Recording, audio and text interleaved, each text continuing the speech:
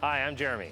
And I'm Matt, and today we have an interesting product, still in the field of electrification, but a little far afield with a 2024 Hyundai Tucson N-Line Hybrid. So, we're gonna talk all about it. Well, let's get into it.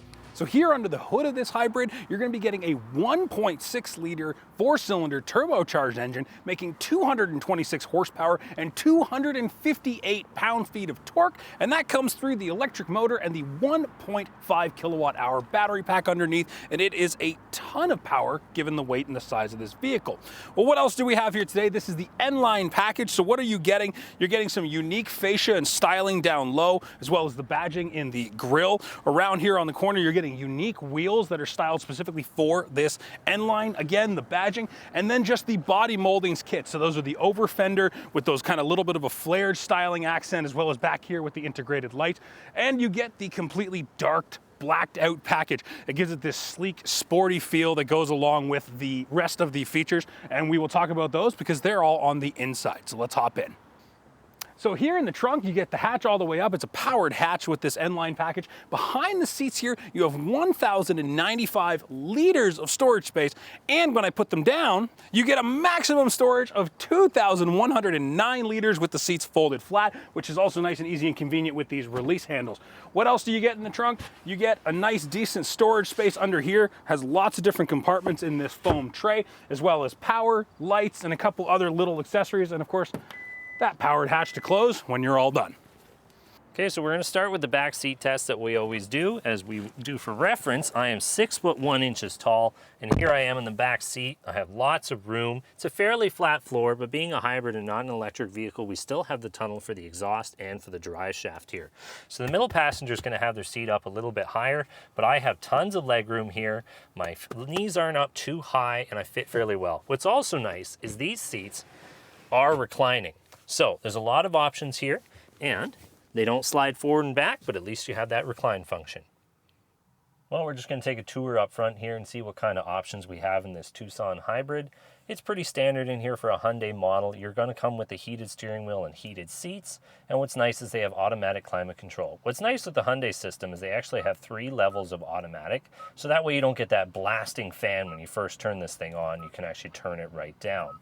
And of course, it comes standard with navigation and everything else you would expect in a Hyundai vehicle. Now, this is the N-Line version of this vehicle, so we're actually gonna have some nice red accents up here, and we get this red stitching on the seats.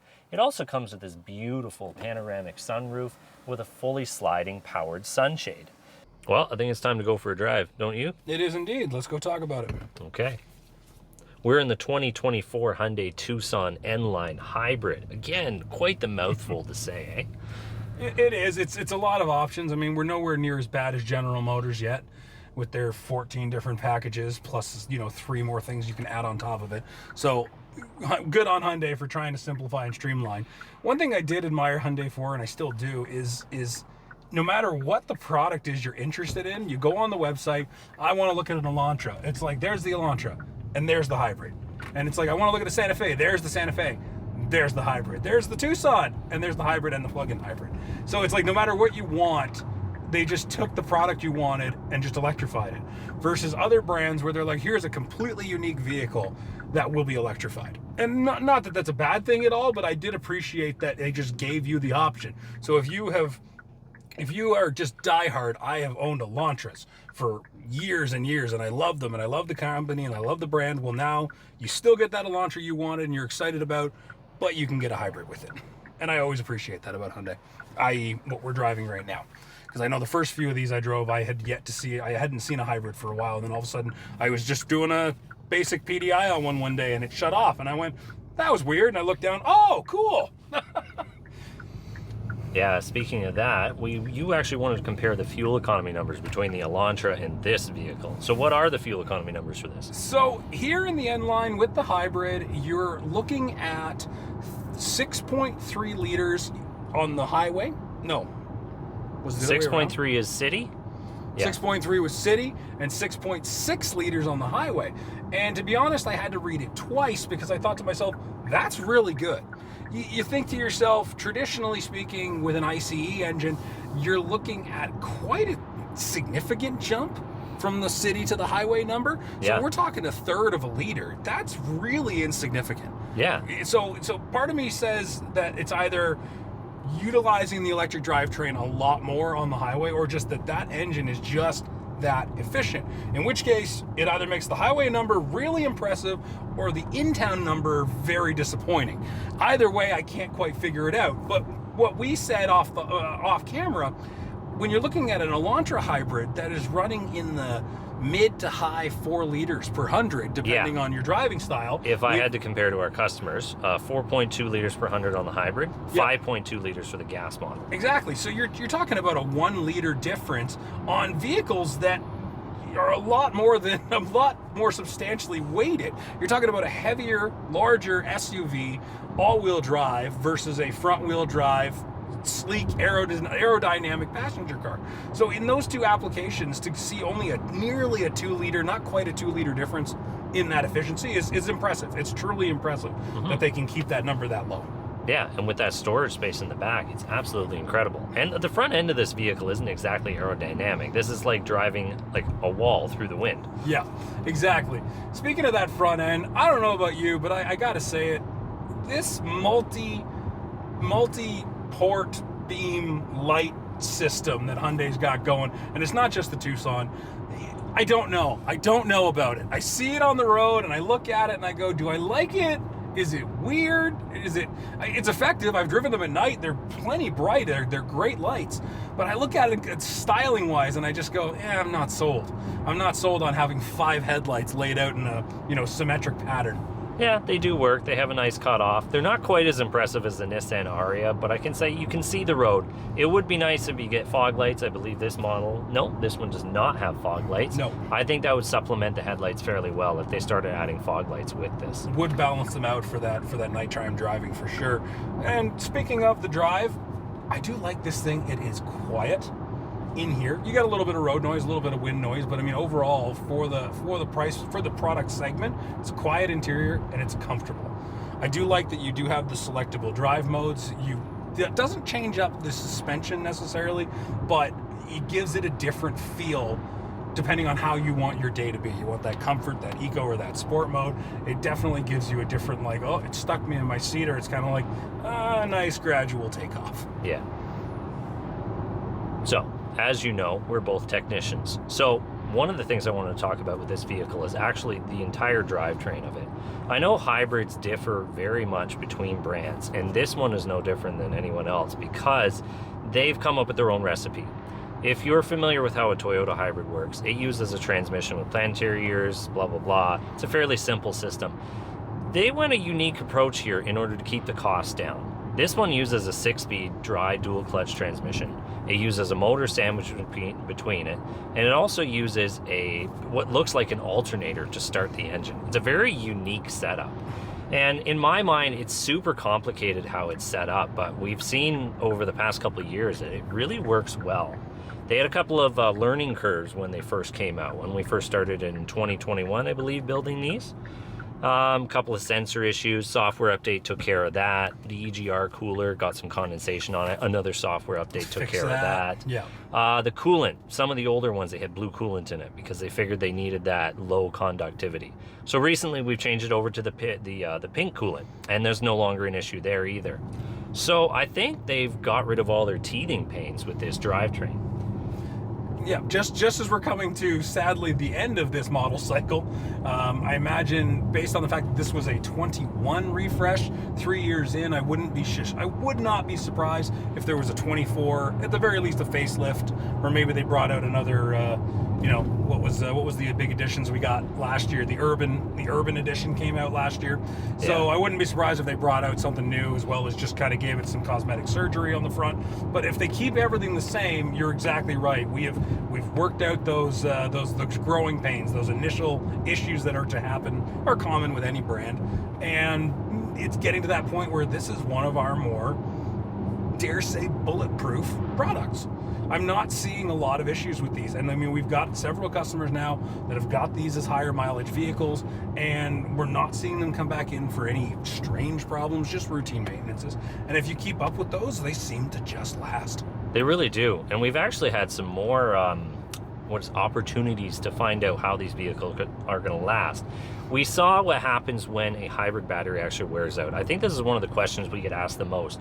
What does it cost to replace the battery? A big, scary question. And it's not a big battery in this. It's only 1.5 kilowatt hours. Yeah. So as you've seen in our battery rebuild video, yeah, it's actually super simple. There's not much to it. If you can buy the cells themselves, you could rebuild it with new cells, or you can actually get it remanufactured. So to give you some numbers, Canadian dollars here, we had the price went out yesterday. It was $10,000 for the part. It's only a couple hours to install it because it's a very small little pack in there. So if you want a brand new battery, you're looking about 10 grand Canadian. We'll throw a conversion up on the screen for you, but it's only valid for whatever time this video was shot.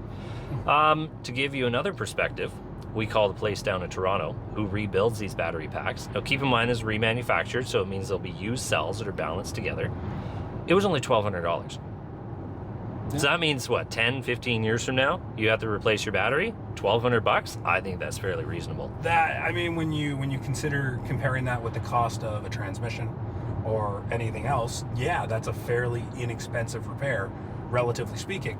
And I mean, and if you are that person down the road that's willing to invest the time to educate yourself into working on this type of product, you know, as we don't have any right to repair issues here in Canada yet, you know, you can go ahead and lick the orange wires as much as you want. Nobody's legally stopping you from doing that, unlike some of the states just south of us. But for now, if you're willing to educate yourself, like you were saying, you can pull apart those packs, identify issues, find the bad cells, and if you're willing to spend a little bit of time or find a company that's willing to hunt them for you, you can replace individual components within that battery. Yeah. And that's the scary thing is people hear, oh, what's the battery going to cost? 10 grand.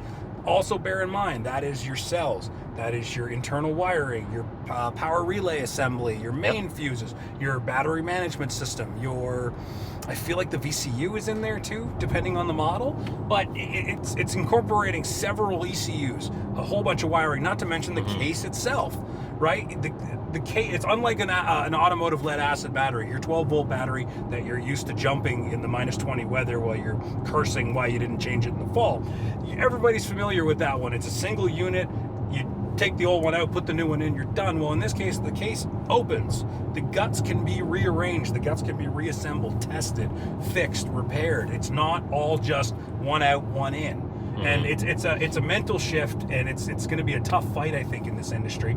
But eventually, when people start to understand that these are still really simple, it's less work for me to go into your battery, diagnose a bad cell, perhaps replace it or replace a bank of them together or whatever the case may be, than it is for me to go in and change the piston out on an engine. It's a lot less effort. It's a lot less work. Oh, yeah. And ultimately, that results in less dollars and cents to the end consumer. Now, one thing to keep in mind here is Hyundai actually has battery longevity in mind. It's just as we're driving along here, you can see the battery meter here. When you regen, it goes up and it goes down as you use it up. But you'll notice it sits right in the middle at 50%. A lithium, so this one uses a lithium-ion polymer battery. That, unlike Toyota, where they were using nickel metal hydride batteries. The reason they're using lithium-ion polymer, I'm not sure, but the fact is they're keeping it at 50%, which is where you get the most charge cycles. So my math, I think you get 6,000 to 8,000 charge cycles out of this pack, keeping it at 50%. Yeah, it will hover there. It'll use it. Now, obviously, right now we're braking, for example. It is regenning at its maximum capacity, and yes, it's going to run itself up to 75%, 80%, whatever the case may be. But now the car is doing some management numbers, and it's going, I have to take off from zero almost immediately after this stop, so I'll be able to apply all that I just scavenged and keep myself in the optimal range. Yep. Speaking of taking off, woo! I'm used to EVs, so it's not quite as good, but you have to admit, it's a 1.6 liter engine with a tiny turbocharger on it. So the electric motor kind of makes up for that lag. You get that instant torque, and then it fills in with the turbo afterwards. They are phenomenally complemented, and I've had a tough sell with a couple of guys who are very much like, they've driven turbo products, they love them, but I'm like, you guys got to try a turbo hybrid. They're like, no, I don't want that. It's like, you don't understand. No more turbo lag. Yeah. Instant pull. And then just as electric motor falls off, here comes turbo curve. And they're seamless in a lot of applications. Yeah. And I mean, we're talking about vehicles like this. I've driven the Toyota TRD Pro Tundra with the iForce Max hybrid system in it, and it's the same thing. And it's selling it to people that is still, like I said, the mental stigma of, I don't want to mess with that battery stuff. The performance you can get and the fun you can have for a simple product, it's mind-bending. Yeah, now this one does have a sport mode, and it's got a smart mode. Smart is actually kind of neat because it kind of blends the two of them together. It figures out what the driver's doing and gives you the power you need. So sport mode is going to give you all the power all at once. Yeah, that stuck in the seat a little harder. It's all right, you know. That regen's a lot harder too in sport, which I like. There's another nice thing you're going to like about Hyundai hybrids versus other ones. It's not as clever. It doesn't use an electric motor in the back. This one still has a drive shaft connecting the front and the back. So it's actually kind of amazing you can get those fuel economy numbers with a setup like that. Yeah. Because that's not good on fuel when you do that. But in this setup, the clutch is always engaged. When you take off, there is no wear on that transmission. So despite the fact that it's more complicated, it's not going to wear it out very quickly. I would estimate this transmission will go over 300,000 kilometers without a rebuild because that clutch doesn't have to sit there and slide on itself in order to get the vehicle moving. Yeah. It's just engaged and the motor takes off. Yeah. Okay, so touching on some features in here, as you would expect, we have radar guided cruise control and we have Hyundai's system that lane centers for you. And I have to say, out of all the cars I've driven, this is one of the simplest systems in a vehicle, but it always works. When we take these radars apart, they're version 1, and they just work. I love it.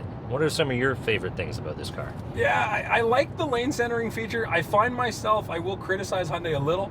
The factory setting, the factory default setting on it, it's aggressive.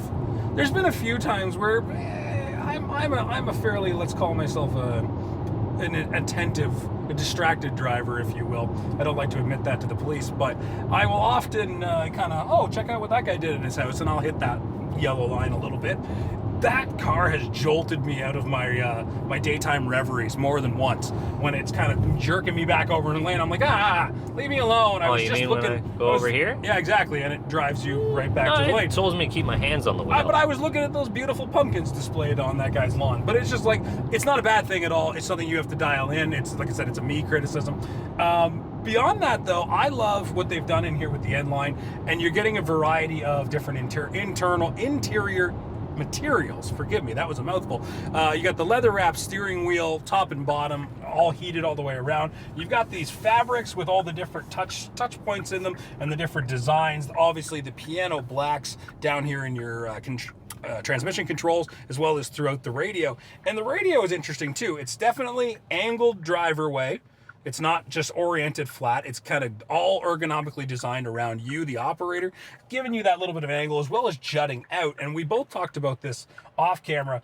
Every panel in here kind of just zings along and then tucks into something else. All the lines are kind of cascading. They all follow each other and they all blend in nicely, and the panels all fit. They all fit so well. There are, how many squeak and rattle complaints have we had on these? Oh, almost none. Virtually one person had none. one at the top of the dashboard. Exactly. But they're just so tight. Even that was a trivial problem. We figured it out in a few minutes. Like, it was, yeah. They go together nicely. They're quiet. You don't have any issues. And much to our chagrin, they're a pain in the butt to take apart. But especially the interiors. Thankfully, we don't have to do it very often. And I think, well, what is all of this N-line package going to cost you, the consumer? We're going to head back to the dealership right now. We'll talk about it. Stay tuned. So the overall takeaway on this Tucson, when you're looking at pricing here in Canada, you're looking at just a hair over $43,000, and it sounds a little expensive, but when I went and I looked and I optioned out just a Tucson N-Line, so just the ICE internal combustion version, it's at $41,100. So for that $2,000, you're getting the motors, the battery pack, the electrification in this product, and you're looking at fuel economy savings that are pretty significant. And $2,000 options, hell, I've thrown that away on other brands and other vehicles for sillier things like stitching in seats. So $2,000 overall to save that much more fuel and have that much better performance as well as fuel, just overall comfort, I think it's worth it. What do you think? Yeah, I think it's worth it. This vehicle is so efficient, comes with so many features standard, and in Hyundai's fashion, when you go on the website, you can actually see the price including freight and PDI, so there's no surprises when you get here. It's one of the things I love about Hyundai vehicles. And where we work. If you're ever interested in a vehicle like this, we're up here at Bourgeois Hyundai in Midland, Ontario. We have lots of these in stock on the lot. Give us a call. And what else? Well, please like and subscribe if you've enjoyed what you're watching. Yeah, and that's all for today, I think. Thanks for watching. We'll see you next time. Yeah, thank you.